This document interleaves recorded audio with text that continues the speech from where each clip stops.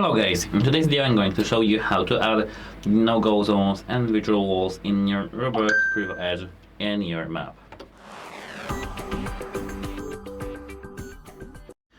So here, as I can see, we have our application, and first we need to tap this gear icon.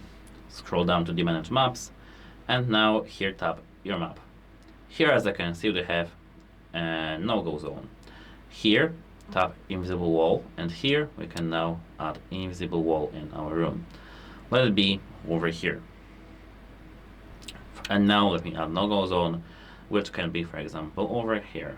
We can limit our working there to this section. Tap this tag icon to apply, and that's how to add the virtual walls and no-go zones. That's it, hope it helps you, and goodbye.